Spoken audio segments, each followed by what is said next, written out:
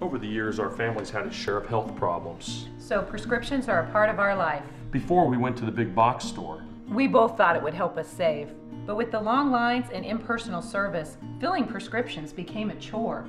That's when a friend recommended D&H. Now Tristan knows our prescriptions. Brenda always helps us find the right vitamins. And after Dad's fall, Monica's been a real expert with all our home medical needs. All without the lines. Trust and service. That's our D&H. Good morning and welcome to Radio Friends on this Thursday, second day of April. Good to have you with us. We're talking about Election Day coming up next week, right? That means we have... Next Tuesday. Next Tuesday. You're all excited about it, aren't you? It's going to be wonderful to have it over. I like that.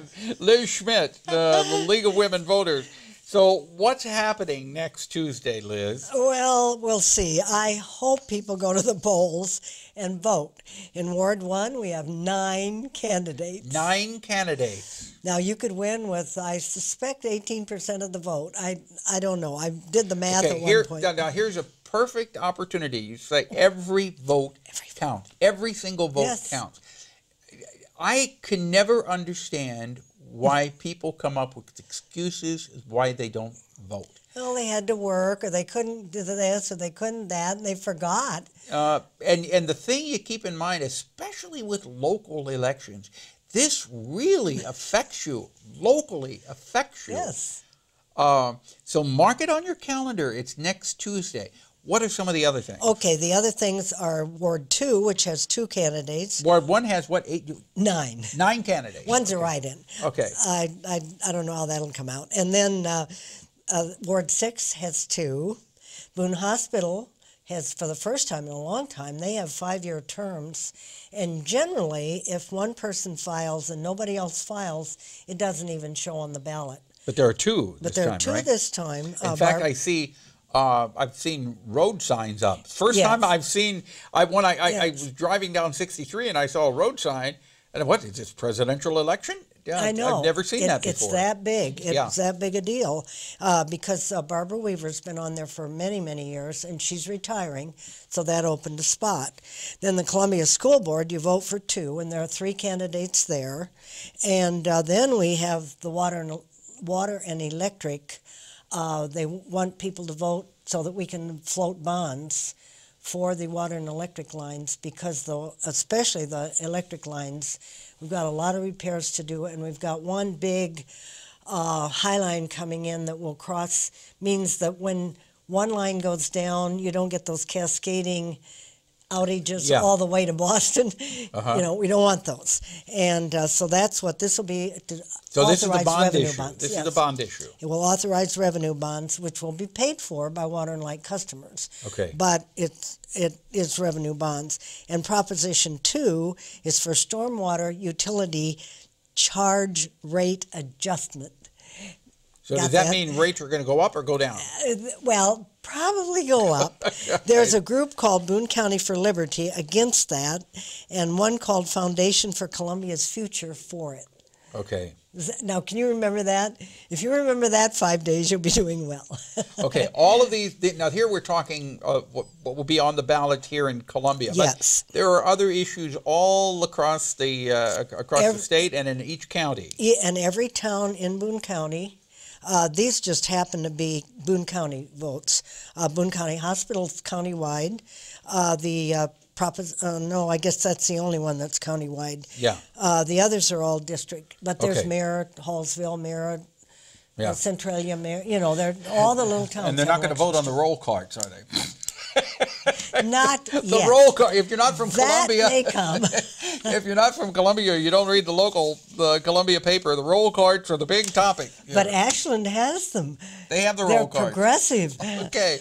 All right, Liz, thank you so much. The important thing welcome. that Liz wants to get across is go to the polls next week and vote. They open at 6 a.m., close at 7 p.m. You have no excuse not to go. Absolutely none. Thank you. And you're not voting on the roll cards next week. Right. All right. Yeah. Now, we turn to Karen Grundy, who is with us from Missouri Contemporary Ballet. Welcome, Karen. And EMILY Edgington from Columbia Chorale. Hi. And you're both of your organizations have teamed up together to do what? Carmina Burana. Okay. So it's a big production. Yeah. Tell me about it. Yeah, for the first time ever. So many people are familiar with Carmina Burana, the O Fortuna, O Fortuna. It's on a lot of commercials and movies and such.